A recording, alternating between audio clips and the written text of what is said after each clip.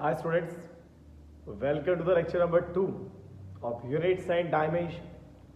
आज बच्चों मैं आप लोगों को ये सिखाने जा रहा हूं कि हम डायमेंशन से किस तरीके से फिजिकल क्वांटिटीज के बीच में एक रिलेशनशिप को स्टेबलाइज कर सकते हैं. How can we deduce a relationship among the physical quantities. जो फिजिक्स में हमारी फिजिकल क्वांटिटीज होती हैं बच्चों, उसके बीच में किस तरीके से एक रिलेशनशिप को स्टेबलाइज कर सकते हैं, आज हम उस चीज को सीखने जा रहे हैं बच्चों. एक क्वेश्चन के थ्रू मैं इसकी शुरुआत करूंगा बच्चों. क्या लिखा है देखिए. डेराइव करें expression for the centripetal force. बच्चों सेंट्रीपिटल फोर्स एक ऐसा फोर्स होता है जो किसी भी ऑब्जेक्ट को सर्कुलर पाथ में ले जाने के लिए नेसेसरी होता है. चाहे आप देखें कि सन के अराउंड कोई प्लैनेट रिवॉल्व कर रहा है तो वहां ग्रेविटेशनल अट्रैक्शन होता है जो इस प्लैनेट को लगातार सर्कुलर पाथ पे रखता है. इसके बारे में आप लोग बहुत डिटेल में सर्कुलर मोशन में पढ़ेंगे. फिलहाल ध्यान रखिए बच्चों कि एक सेंट्रीपिटल फोर्स है जिसका हमें फॉर्मूला डेराइव करना है, और यह सेंट्रीपिटल फोर्स का जो फॉर्मूला डेराइव करना है डिपेंड कर रहा है. डिपेंड माने प्रोपोर्शनल. किसके प्रोपोर्शनल है? मास ऑफ द बॉडी के, वेलोसिटी ऑफ द बॉडी के और रेडियस ऑफ द पाथ. इन तीन चीजों पे यह फोर्स का वैल्यू डिपेंड कर रहा है. और मुझे यहां से एक फॉर्मूला इनके बीच का, फोर्स का, मास का, वेलोसिटी का, रेडियस का एक अच्छा सा रिलेशनशिप स्टेबलाइज करना है. तो कैसे करेंगे देखिए बच्चों. सबसे पहले आपको क्या करना है, इनकी पावर्स को जूम कर लेना है. हमें नहीं पता कि क्या आने वाला है पावर. हमने इसको लेट कर लिया बच्चों X Y Z A B C, आप कुछ भी लेट कर सकते. प्रोपोर्शनल हटेगा बच्चों तो कांस्टेंट आता है m की पावर x, v की पावर y और r की power z.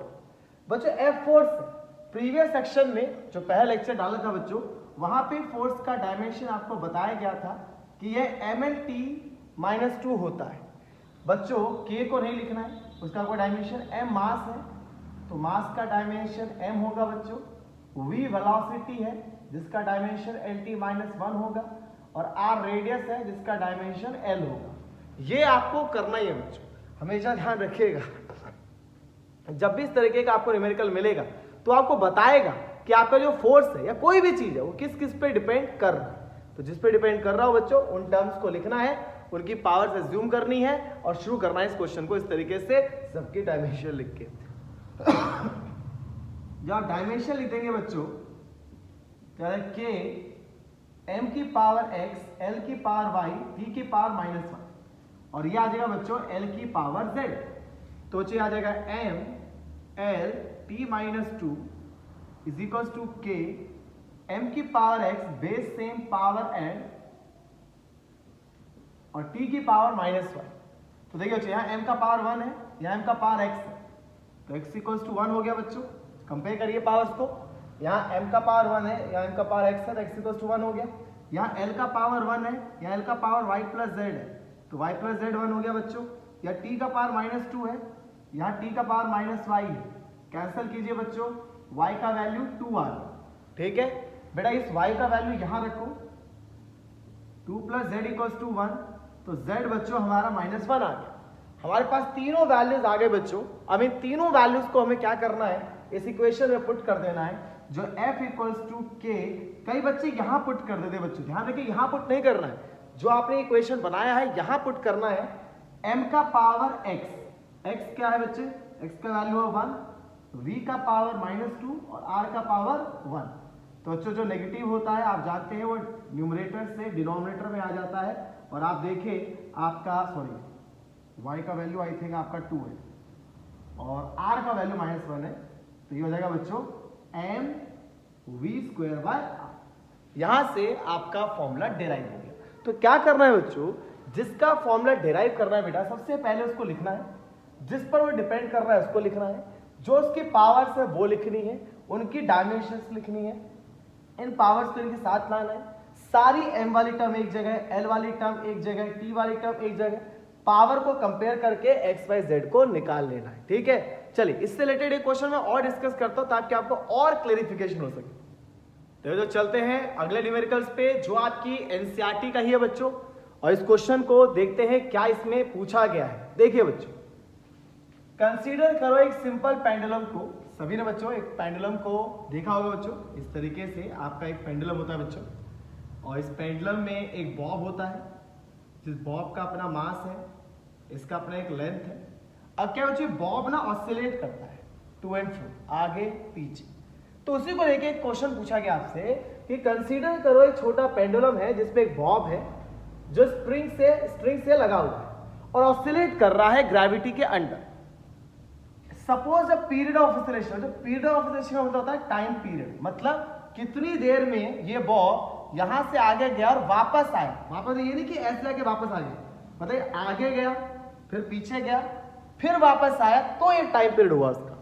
That is called time period of oscillation, कि यहां से आगे गया वापस आया फिर आगे गया फिर पीछे आया। That is called the one oscillation. मतलब पेंडुलम आगे पीछे फिर वापस आएगा तो कहेंगे उसका एक पीरियड ऑफ ऑसिलेशन हुआ है बच्चों। तो चलिए उसको टी मान लेते हैं। T is the period of oscillation, ठीक है। और टाइम पीरियड का डायमेंशन टी होता है बच्चों। ये पीरियड ऑफ ऑसिलेशन किस पे डिपेंड कर रहा है, पहले वो लिखते हैं, मास पे, लेंथ पे और ग्रेविटी पे।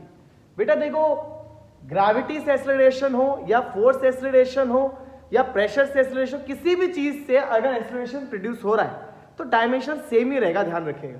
पहले बच्चों क्या लगाते हैं, इनकी powers X Y Z constant, M की पावर एक्स, एल की पावर वाई, जी की पावर जेड। अब बच्चों सबका डायमेंशन लिखेंगे। टाइम पीरियड का डायमेंशन टी, कांस्टेंट, मास का डायमेंशन एम, लेंथ का डायमेंशन एल, और एक्सेलरेशन ड्यू टू ग्रेविटी का dimension L T minus two. ठीक है बच्चों, चलिए अब आगे लिखते हैं इसको। T इज इक्वल्स टू के, एम का पावर एक्स, एल का पावर वाई, एल का पावर जेड और T का पावर माइनस टू जेड बच्चों। ठीक है, तो ये हो जाएगा बच्चों T इज इक्वल्स टू के, एम का पावर एक्स, एल दो जगह है तो बेस सेम, पावर ऐड हो जाएगा और T का पावर माइनस टू। चलिए कंपेयर करते हैं पावर्स को। यहां देखिए बच्चों सिर्फ T है, ना तो यहाँ M है तो जीरो लिख दो, ना यहाँ L है, सिर्फ T है। उस साइड क्या क्या है बच्चों, M की पावर x है, L की पावर y प्लस z है और T की पावर माइनस टू है। ठीक है बच्चों, करते हैं सॉल्व। यहाँ M का पावर 0, यहाँ M का power x, 0 equals to x, या L का पावर 0, यहाँ L का पावर y प्लस z, या T का पावर 1, या T का पावर माइनस टू z, तो z आ गया बेटा माइनस हाफ। अब इस माइनस हाफ को यहाँ रखेंगे तो y आ जाएगा बच्चों प्लस हाफ। ठीक है, अब इस तीनों वैल्यू को कहाँ रखना है बच्चों, इस इक्वेशन में रखना है बेटा। तो T इज इक्वल टू के, M का पावर 0, L का पावर y है बच्चों, और y कितना है हमारा प्लस, और G का पावर माइनस। नेगेटिव पावर नीचे आएगा बेटा, M की पावर 0 तो 1 ही होता है, तो L की पावर हाफ और G की पावर हाफ, तो T इज इक्वल टू के L बाई जी, टोटल का पावर हाफ हो जाएगा बच्चों। और हाफ का मतलब क्या समझते हैं हम लोग, रूट। तो टाइम पीरियड हो जाएगा बच्चों के अंडर रूट L बाई जी। ठीक है बच्चों, इस तरीके से आप लोग फॉर्मूले को डिराइव कर सकते हैं बच्चों। मेरे ख्याल से स्टूडेंट्स आप सभी को क्लियर होगा बच्चों। आपको कॉन्सेप्ट क्लियर हो रहे हैं, क्या समझ में आ रहा है बच्चों, क्या नहीं आ रहा है बच्चों, प्लीज आप लोग इस चीज को मुझे मेंशन क्या करें कमेंट बॉक्स में कि आपको समझ में आ रहा है या नहीं आ रहा है बच्चों, या आप चाहते हैं मैं और क्वेश्चंस के वीडियोस में डालूं। जैसे भी आपका सजेशन है बच्चों, प्लीज आप लोग मुझे इस चीज को लेके बताएं कीजिए। ठीक है, मिलते हैं बच्चों नेक्स्ट लेक्चर में नए एप्लीकेशंस के साथ।